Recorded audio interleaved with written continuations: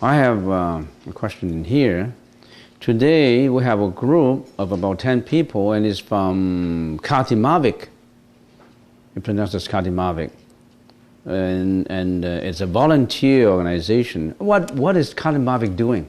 Any representative in here? Yes? What are you doing? We're a group of 10 volunteers, and we're traveling the country doing volunteer work in selected communities just around the country. We just came from Rockland, Ontario. You're from Ontario, and you're traveling around the country of 10 people, and you're doing voluntary work. So you have come to this temple, and I guess all these different people have different religions. And the Buddha's teaching is always open. The Buddha's teaching does not differentiate different mandates of different religions and discriminate accordingly. In other words, the Buddha says all sentient beings have the same nature. It's just that nature has been covered up by one's own mental afflictions of jealousy, hatred, greediness, and all that. And once all the mental afflictions are removed, they are the Buddha. So in other words, whether you are Christian, Catholic, Muslim, we treat you the same, equally, with no discrimination. So we're open. I don't know where to start if we want to talk something about Buddhism to people like yourself who first come to a temple. But let me get back to that later if I warm myself up a little bit. I don't know. Because there's so much I have to say, so much I tell you that I don't know where to start. So maybe let me warm up my gear and then tell you something. But if you are from Ontario, I'm from Ontario. I've been to Calgary. I've been to Banff. I've seen the Calgary Stampede, and I've been. I spent 11 years in Ontario. I was a Torontonian, they call it. Yeah, and now I become a Vancouverite, right? Is it Vancouverite? Yeah, I changed myself from a Torontonian to be a Vancouverite. So it sounds funny. And the reason is I would like to stay away from the storm and winter of Ontario. I miss Ontario because I graduated from U of T, University of Toronto. I spent 6 years at the St. George's campus. I was touring around the campus, and I have special tie passionately with Ontario, because that's the place where I graduated from. Okay, first question. Why is it important to leave the cycle of reincarnation? Why do we have to get out from reincarnation? First of all, what is reincarnation? What's the definition of reincarnation? Let me give you maybe first define reincarnation. The Buddha's teaching says, the Buddha says, we don't just have one life. In other words, our life is not a distinct one period and then it ends. Death is a continuation of life, and life is a continuation of death. In other words, death comes up, it does not mean that you die forever. You won't live again. You live again in another form of existence, in another body. So that means the Buddha's teaching says the time dimension is not just one dimension, not just the present. As we well know, time has 3 dimensions: the past, the present, and the future. Anybody disagree? The time has 3 dimensions. We have the past, the present, and the future. We don't just have the present.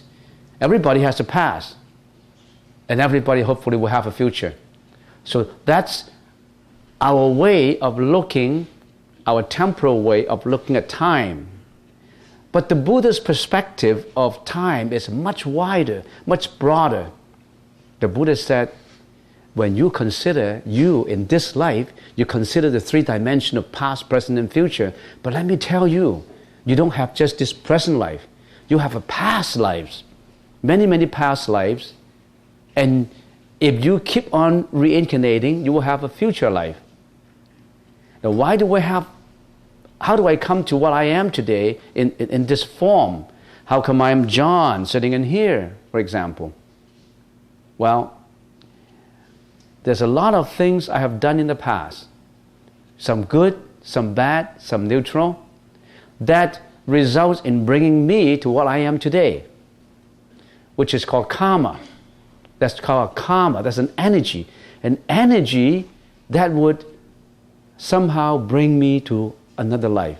In other words, if I passed away, it does not mean that that's the end of me.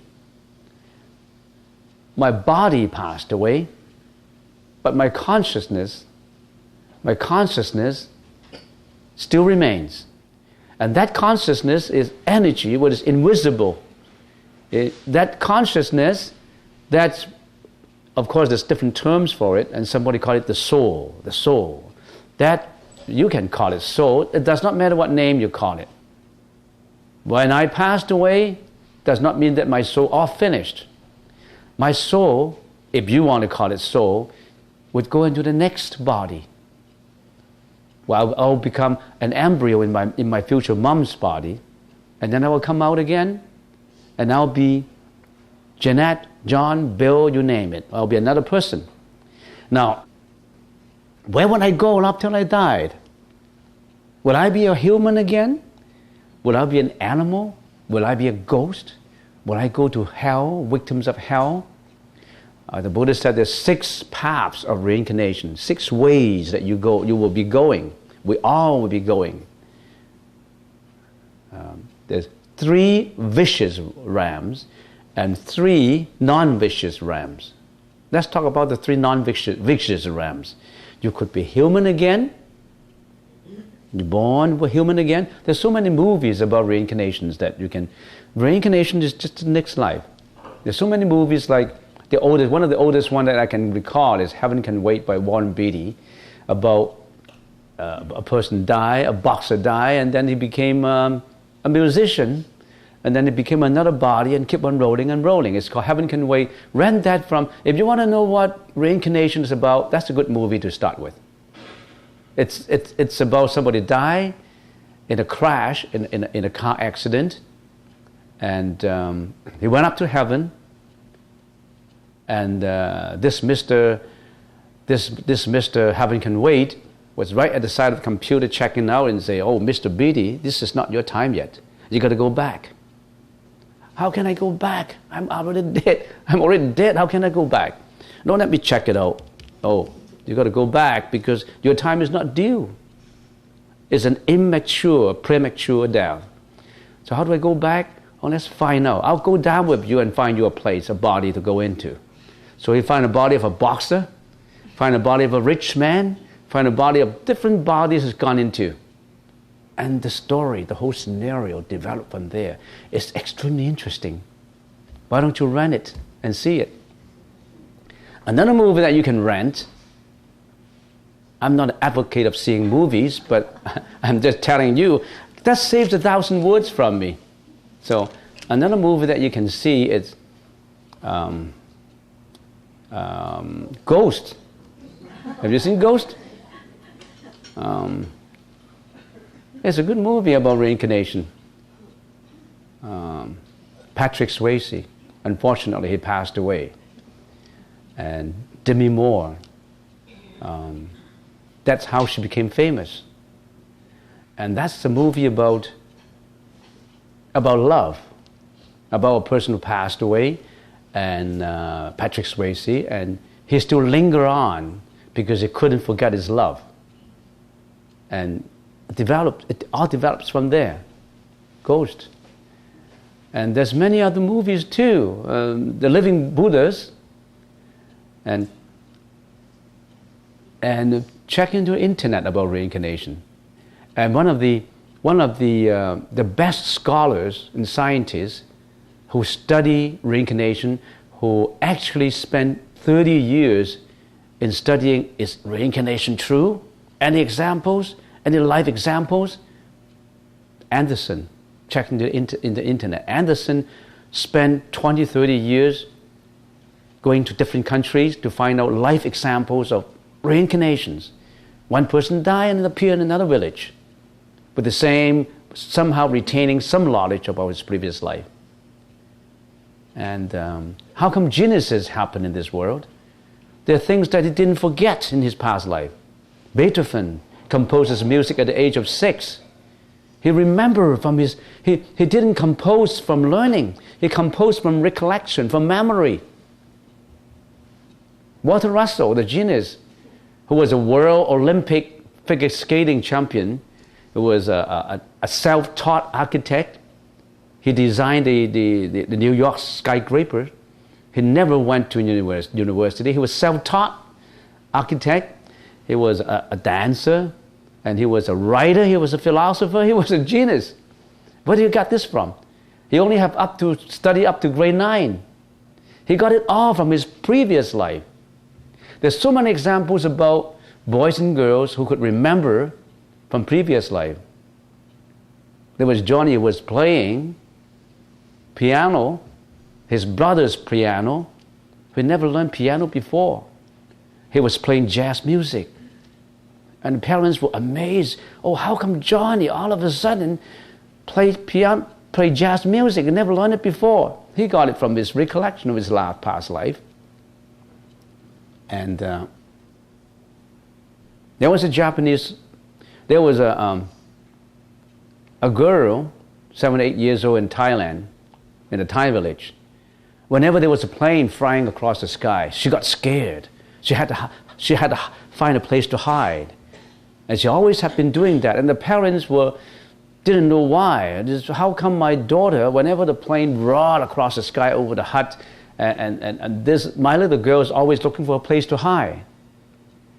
And they kept on asking and asking, and the little girl said, Mom and Dad, I was a Japanese soldier in my last life. And I was cooking for my comrades in the armies. And all of a sudden, the enemy's planes, a crew of them flock over from the other side of the sky, and there were machine guns wiping at us. I got hit on my back. And I died instantly. And now I became your daughter. I still remember the atrocious sound of the roaring of the plane. And whenever I heard a plane, I got scared. There's so many examples like that. Take a look at the internet, Anne by Anderson. Take a look. Oh yeah, you raise your hand. Yes. 3 non-vicious rams. Huh? 3 non-vicious rams. Yeah. 3 non-vicious rams. Good reminder, because that's usually what I am defective of. When I talk about something, I talk about the sky and then go to the sky. I forgot about the moon. When I talk about the earth, I talk about the sun and I forgot about the earth. So I was going in all directions when I'm talking about it. So that's good to pull me back in where I am. You're a very organized person, I know. You want to get me back on my right track. Yeah, I'm off track. Good. Yeah. Pardon? First human. Huh? The non-vicious is Oh, that's human. That's good. So you could be a good secretary too. Yes. Okay, human. You can be human again, and you can be heavenly beings. In other words, the Buddha said there are heavens. There are 28 levels, generally speaking, 28 levels of heavens. Heaven people, sentient beings in heaven, they only enjoy happiness. They don't have any sadness. They don't have any suffering. They just enjoy. People call them guardian angels. They go to heaven. But heaven is not the ultimate place to go, because when their time is due, maybe after millions of years, they live much longer than us. We live maybe 100 years, but they live longer than that. Their longevity is long and long, and they have whatever they want. We have to work for a living. In there, everything is like free. Whenever they come, they wish about something, they always have something. So heavenly, the enjoyment in heaven. If you perform 10 meritorious deeds, if you're a devoted philanthropist in being very generous, if you do all kinds of good deeds, you won't go to human realm is not good enough for you. You have to go to the heavenly realm. So the second realm is, the first realm is human existence, heaven existence. The third is asuras. Asuras, it's in different realms. There's asuras in the different realms. For example, in humans, there are those cruel tyrants, cruel kings, or the Hitler. Hitler is an asura, in the vicious asura in the human realm. Whereas a good king could be a good asura in the human realm too. So in other words, asuras appear in the other 5 realms. But asuras need time to explain. But just think that the asuras also enjoy long life. They also have whatever they want. It comes to them free.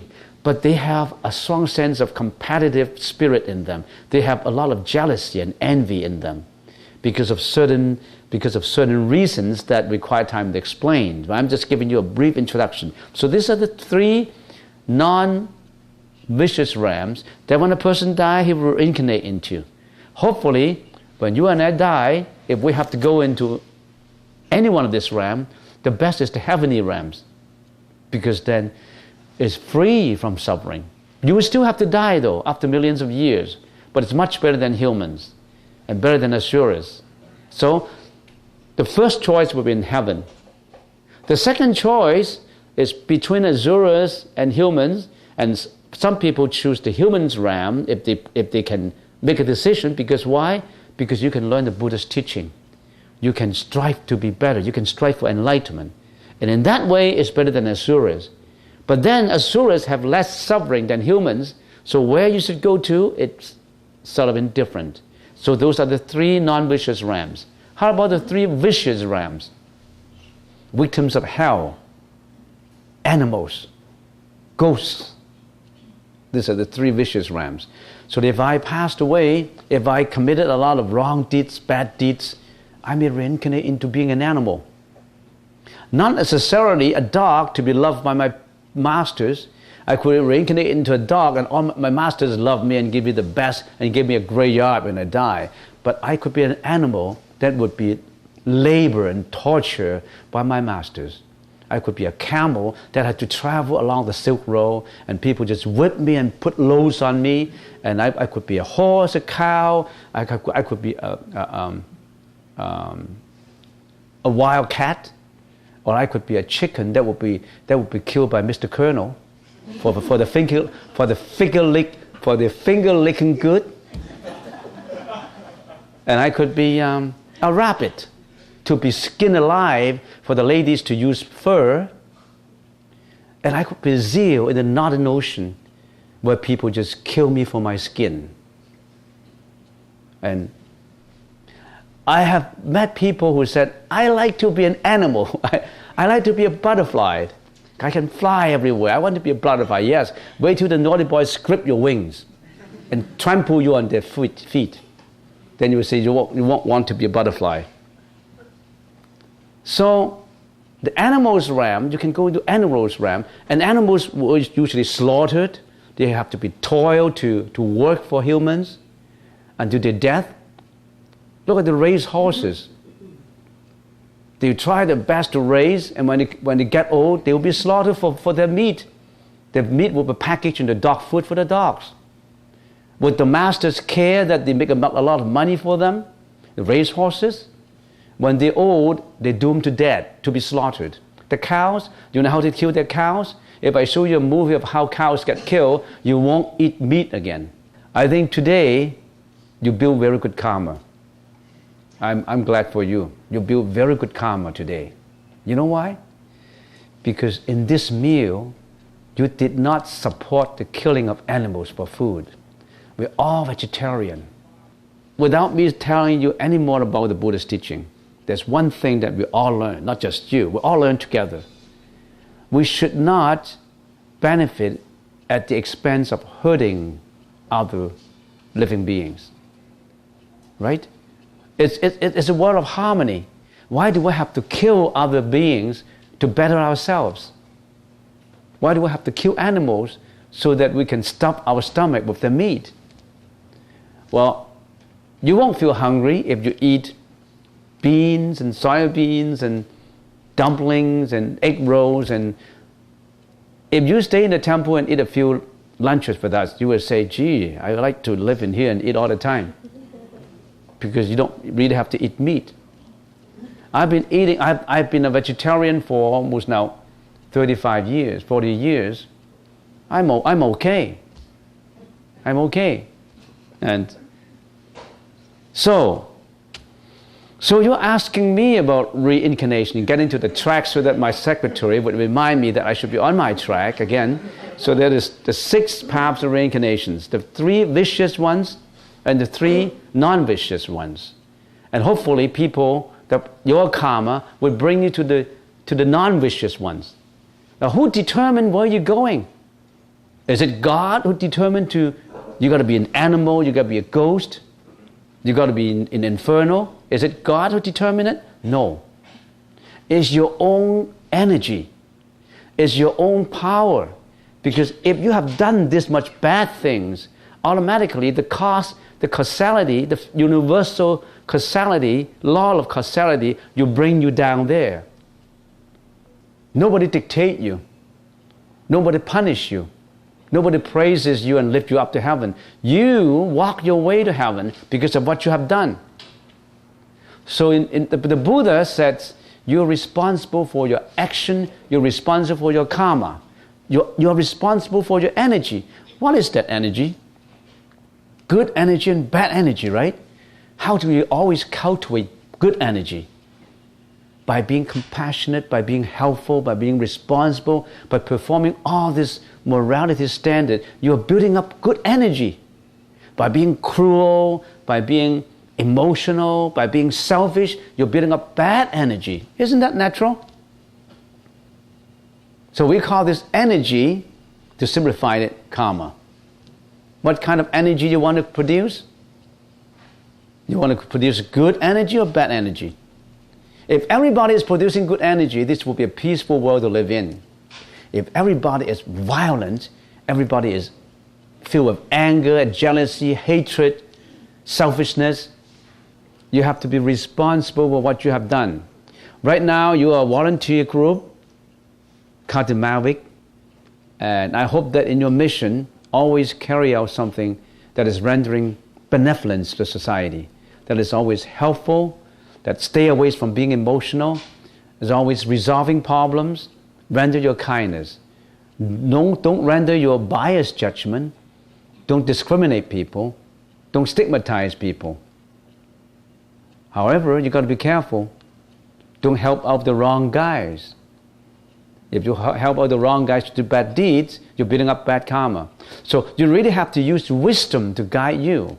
And in the Buddhist teaching, there's 6 parameters that I would like to give it to you today before you leave. Would the secretary please write it down? The 6 parameters. The first one, generosity. You always be generous. Giving, rendering your help, rendering your voluntary efforts. Always giving out. It's always more blissful to give than to receive. So giving or generosity. Second, morality. Always watch your morality standard. Raise your morality standard. Stay away from sexual misconduct. Stay away from killing. Stay away from stealing. Stay away from lying. Stay away from intoxication. So morality standard. First one, giving. If you don't have any money, it does not matter. Giving a smile. Giving a comforting sentence out every morning. Say good morning, good smile. That's giving. Giving is not just in monetary. It could be in kind. Always give. So generosity, morality, endurances. Hardship comes, you endure it. If things come to a standstill because of argument, cool it down and endure the hardship and resolve it. Endurance is very important. You have to endure hardship. Don't give up. Don't give up on good deeds. Third, diligence. You have to be hardworking. Don't just utilize the government's fund for touring around and visiting different places, because you scale yourself. I can't just use the government's money if my idea, if the motive behind me is just, I want to walk around the country and using the government's money, it's free anyway, then it's selfishness. If you say, no, I want to make use of this time, not just to use the state's money, I want to use this money wisely so that I really help out. I have seen kids who abuse the system. They know it's the government's fund, they abused it. But you're not doing that. You really try hard to put in as much. Your input is much more than the government's input. The government could give you $1, but you render out $100 to your folks. You have to work diligently. Okay, so it's diligent. Fifth, what is fifth one? Meditation. What is meditation? Always have that tranquility of mind. Your mind is always calm when you come to problems. You know how to resolve them. You don't get mad all of a sudden. You get emotional. No, you always maintain your integrity. Maintain yourself. Maintain that peace and tranquility of mind. You're always in a meditative mind. You know what to do. You're not confused. What's the sixth? Which is the most important? That's the leader of the other five. That's the leader at the rudder of the junk. Wisdom. When you are rendering generosity, when you are training your diligence, when you are training your meditation, when you're training your endurances, when you are uplifting your morality, you got to have that wisdom to guide it. If you don't have that wisdom, you could have helped the wrong man. You could have helped a drunkard to further his habits. You have helped other people to abuse the system. So you got to use intelligence, wisdom. That wisdom is prajna. We call it prajna, bora. Prajna. The wisdom applies to all. You have to. How do you get that wisdom? Through meditation, through the tranquility of mind. All these six things can help you, not just in your member as Katimavik. These six parameters will help you in your life. Imagine if in your life you're more generous, you're wiser, you're more endurable, you're more diligent, you have a high morality. Won't you be successful in your life? Won't you be happier? On the other hand, if you're selfish, egoistic, not giving, no endurances, no morality, what kind of life that will lead you to? So these six parameters is today, through me, a monk from the Buddha's teaching, pass on to you. The six prajna parameters.